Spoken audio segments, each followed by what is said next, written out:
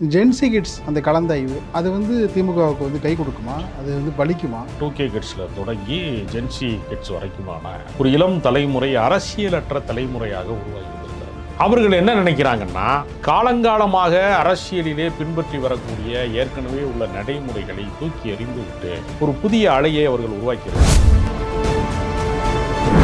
நாட்டினுடைய கல்வி, தொழில், அதே போல் வந்து வேளாண்மை, இதற்கெல்லாம் வந்து பெரிய புரட்சி செய்தார் காமராஜ். அவரே தோற்ற பொழுது அவர்கிட்ட போயிட்டுலாம் கேட்குற பொழுது என்ன சொன்னார்? நான் தோற்றா அதுக்கு பேர் தான் ஜனநாயகம். புதிதாக வந்திருக்கிற அரசியல் கட்சிக்கு கூட என்ன சவால் இருக்குன்னா, 2 திராவிட கட்சிகளும் செய்த நலத்திட்டங்களை தாண்டி என்ன செய்ய போகிறார் என்கிற சவால் அவருக்கு இருக்கு. அந்த அதே மாதிரி மத்திய அரசாங்கம் வந்து சட்ட ஒழுங்கு பிரச்சனை, நீ சட்ட ஒழுங்கு காரணமாக காட்டி தான் அந்த ஆட்சி மாற்றம் நிகழ்த்திருக்கு. ஆனால் சட்ட ஒழுங்கு பிரச்சனை அதே மாதிரி தான் நிகழ்ந்து கொண்டே இருக்கு. 67 காங்கிரஸுக்கு நீங்கள் என்ன விமர்சனத்தை சொன்னீர்களோ அது 2026 திமுக மீதான விமர்சனமாக இன்றைக்கு வந்திருக்கிறது. அவ்வளவுதான். வைகோ பேசினதுக்கும் இன்னைக்கு வந்து அந்த காட்சிகளை பார்க்கறதுக்கும் திமுக கூட்டணியில் மேலும் ஒரு கட்சி அங்கே போகிறதுக்கான இந்த சூழல் உருவாகுது. அதாவது மதிமுக போன்ற கட்சியெல்லாம் ஏறத்தாழ ஒரு அழிவின் விளிம்பில் நின்று கொண்டிருக்கிறது. ஏன்னால் அவர்கள் வந்து மிக நீண்ட கால பயணத்தில் அந்த போன்ற கட்சிகளை வச்சு தான் நீங்களும் வந்து கூட்டணி அமைச்சு. ஆமாங்க, திமுக வந்து ஆதரவு நிலைப்பாடை கொடுத்தாலும் கூட எல்லா கட்சிகளுமே தாவேகாவினுடைய அந்த எழுச்சி அலையிலே பாதிக்கும். ஏன்னா அரசியல் என்பது அதிகார மையமாக இருந்தாலும் அதிகாரம் சுழற்சி முறையிலே மாற்றப்பட வேண்டும். ஒரு இடத்திலே அது தேங்கி விடுவதோ தங்கி விடுவதோ அதிகாரம் வந்து அப்படி இருந்துச்சுன்னா அது சர்வாதிகாரத்தை நோக்கி. காமராஜருக்கு இருந்த இந்த பக்குவம் வந்து இன்னைக்கு ஸ்டாலின் அவர்களுக்கு இருக்கா? அந்த கேள்வியும் வந்து எழுப்பப்படும். ஸ்டாலின் அவர்கள் வந்து ஆராசாவுடைய அறிக்கையை மாதிரி அந்த மாதிரி விஷயங்கள் தான் பக்குவமற்றதாக இருக்கிறதே தவிர, ஸ்டாலின் அவர்கள் வந்து ஒரு முதிர்ச்சியான அரசியல்வாதியாக இருக்கிற காரணத்தினால தான் சிலவற்றை தவிர்த்து இருக்கிறார். தேவையற்ற சர்ச்சைகளை எல்லாம் அவர் தவிர்த்து. எப்படி நம்ம தோற்று போவோம்? 1 கோடியே வந்து 30 லட்சம் பேருக்கு மேலானவர்கள் வந்து மகளிர் உரிமை தொகையிலே பயனாளிகளாக இருக்கிற போது அவர்கள் வாக்கு கூட நமக்கு வரவில்லையே, பெண்களின் வாக்கு வரவில்லையே என்று அவர்களுக்கு ஒரு ஆதங்கம் இருக்கிறது. அதனால அவர்களால் வந்து இந்த அதுவும் குறிப்பாக இந்த கட்சியின் தலைவரே தோற்று போனார் என்பதையெல்லாம் இயல்பாக எடுத்துக்கொள்ள முடியாத ஒரு மனப்பதட்டத்திற்கு ஆளாயிருக்கிறது.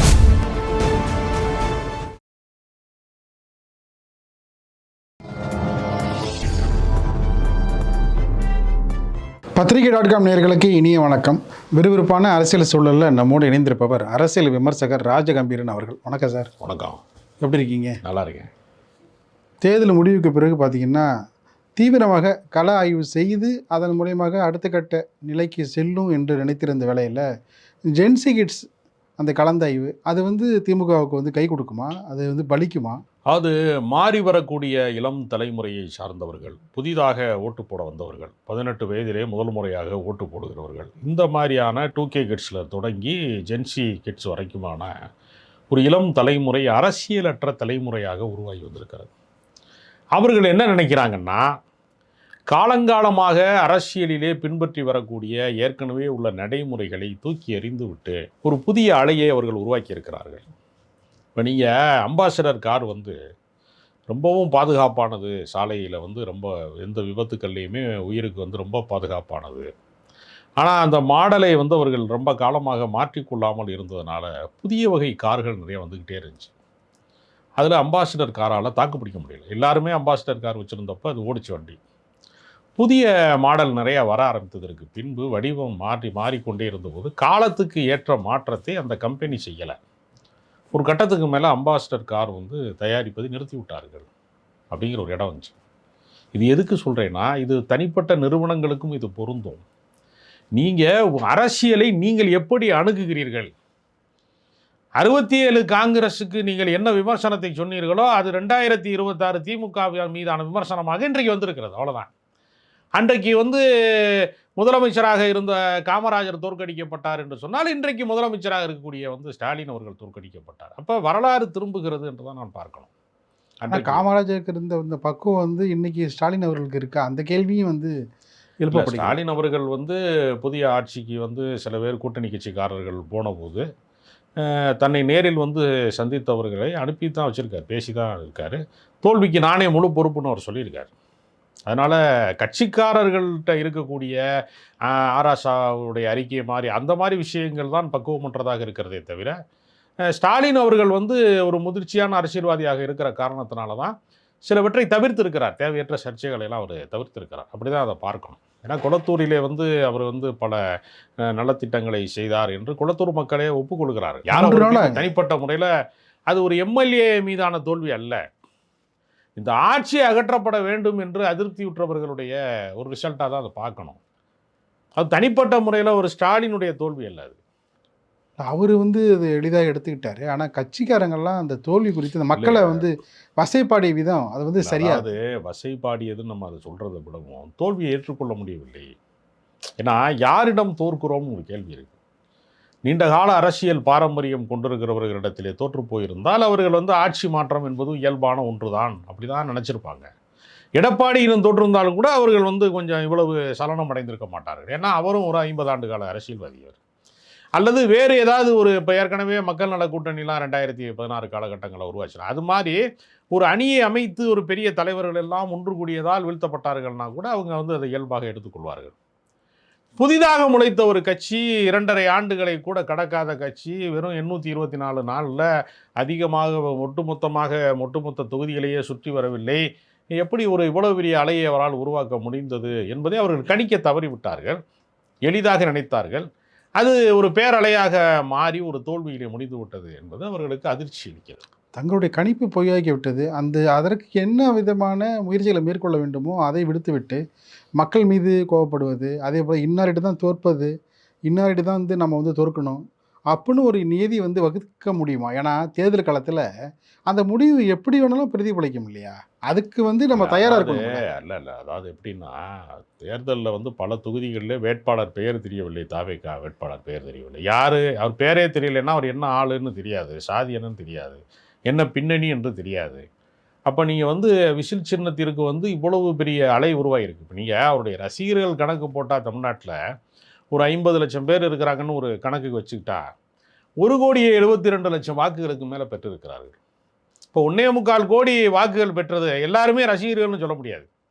இப்போ பொதுமக்களுடைய வாக்கு வந்து ஒரு 1 கோடிக்கு மேலான வாக்கு அல்லது 1.25 கோடிக்கு மேலான வாக்குகள் வந்து பொதுமக்கள்கிட்ட இருந்து வந்திருக்கு, பெண்கள்கிட்ட இருந்து வந்திருக்கு. அப்போ நம்ம வந்து இந்த வெற்றியை வந்து ஜீரணிக்க முடியவில்லை, ஏற்றுக்கொள்ள முடியவில்லை.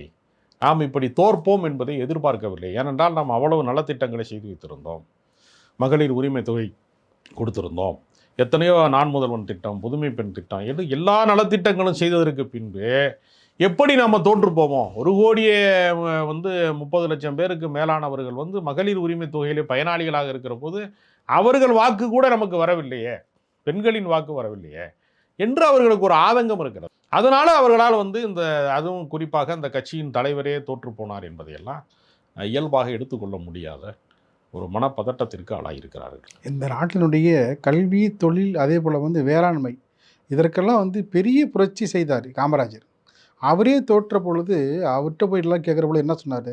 நான் தோற்றா அதுக்கு பேர் தான் ஜனநாயகம், அதுதான் வந்து ஜனநாயகம்னு சொல்கிறேன், நான் அப்படி தான் எடுத்துக்கணும், அதனால வந்து எல்லாம் கடந்து போங்க, உங்கள் வேலையை போய் பாருங்கள். அவருடைய அந்த சாதனை இருக்குங்களா, அந்த சாதனை இன்னமும் பேசுது.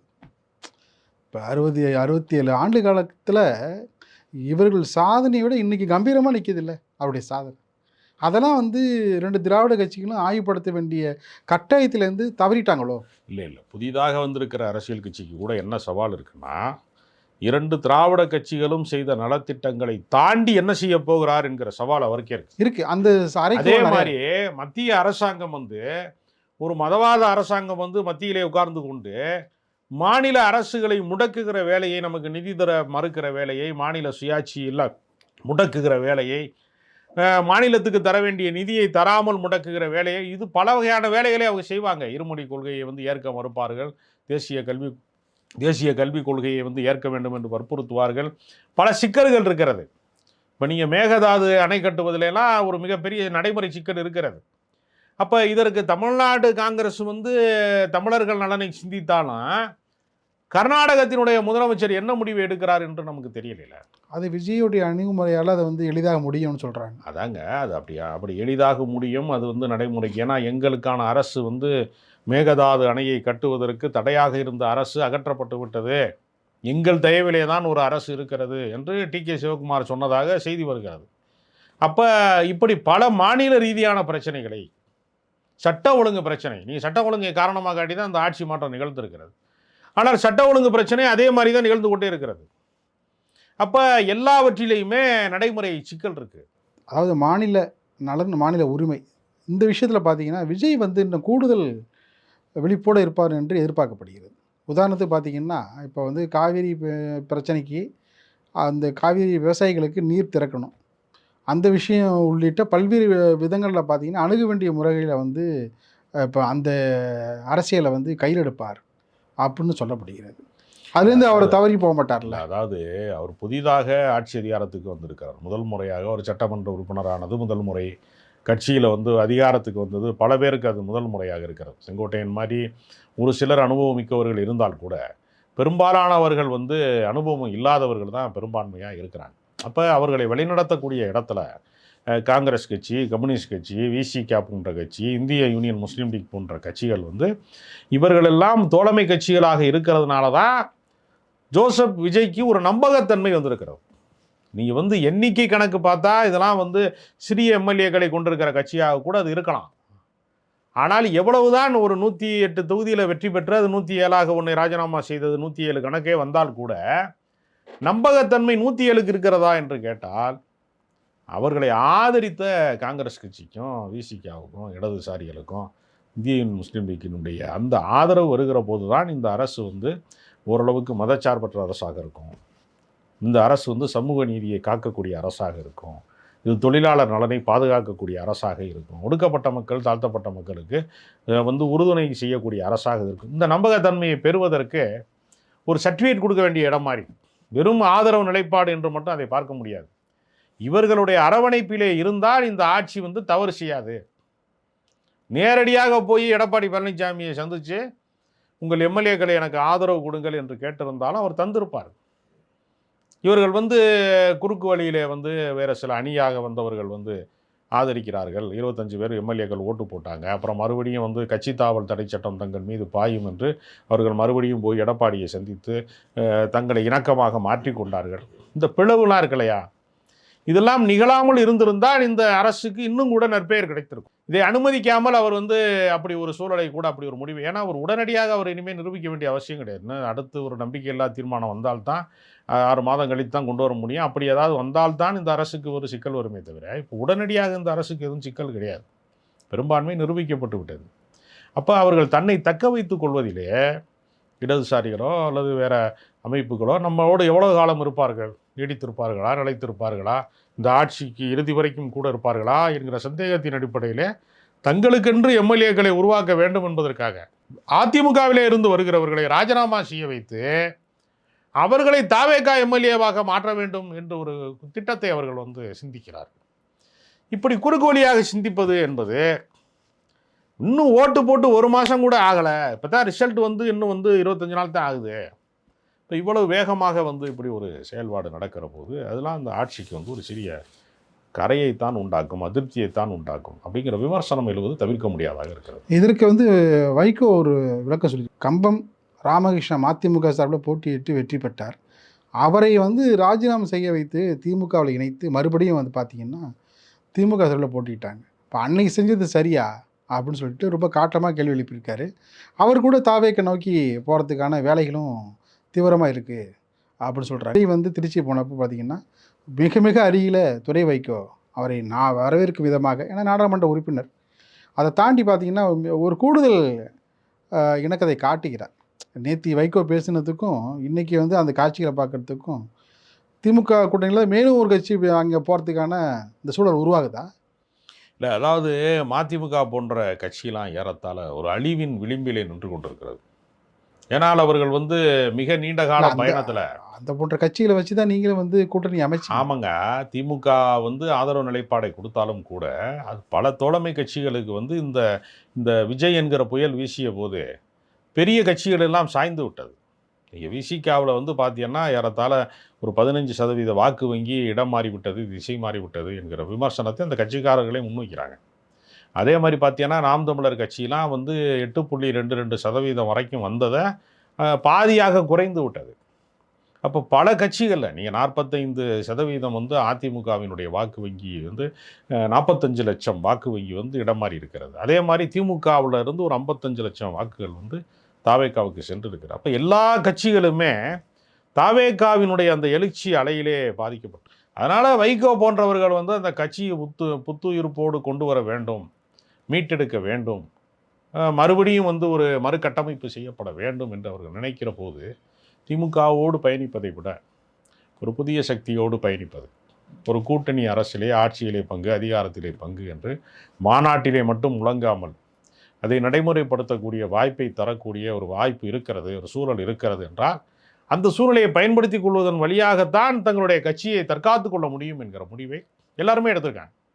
ஏன்னா காகிதே மில்லத்து காலத்திலே வைக்கப்பட்ட கோரிக்கை கூட்டணி அமைச்சரவையில் இடம்பெற வேண்டும் அப்படிங்கிறது, அது எந்த காலத்தில் நிறைவேறி இருக்கிறது? இந்த புதிய அரசின் வழியாகத்தான் நிறைவேறி இருக்கிறது. அப்போ இதையெல்லாம் வந்து திமுக செய்திருக்க வேண்டும்.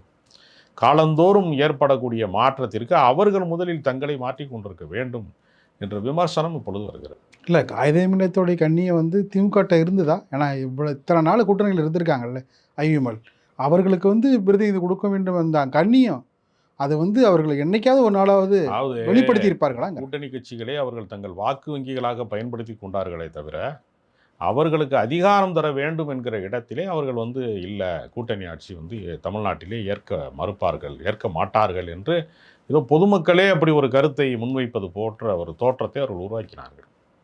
ஆனால் இன்றைக்கு விசிகா போன்ற கட்சிகளுக்கெல்லாம் வந்து ஒரு அமைச்சரவை கிடைப்பது என்பதை அந்த கட்சிக்காரர்கள் கொண்டாடி வருகிறார்கள்.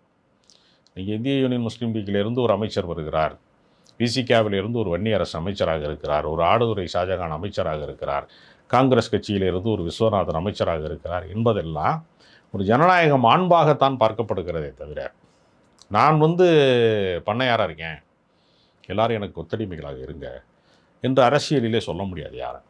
ஏன்னா அரசியல் என்பது அதிகார மையமாக அது இருந்தாலும் அதிகாரம் சுழற்சி முறையிலே மாற்றப்பட வேண்டும். ஓரிடத்திலே அது தேங்கி விடுவதோ தங்கி விடுவதோ அதிகாரம் வந்து அப்படி இருந்துச்சுன்னா அது சர்வாதிகாரத்தை நோக்கித்தான் போகும். ஓடிக்கொண்டே இருந்தால்தான் அது நதி. ஓரிடத்திலே தங்கிவிட்டால் தேங்கிவிட்டால் அது வந்து துர்நாற்றமுடையதாக மாறிடும். அதிகார மையம் என்பது ஒரு ஓடுகிற நதியைப் போல எல்லாருக்கும் பயன்பட வேண்டுமே தவிர ஓரிடத்திலே வந்து அடைபட்டு விடக்கூடாது. அப்படி இல்லாத ஒரு சூழ்நிலை ஒரு ஜனநாயகத்தினுடைய ஒரு புதிய எழுச்சியின் வழியாக சாத்தியப்பட்டிருக்கிறது என்று நம்ம கருதலாம். மிக்க நன்றி சார்.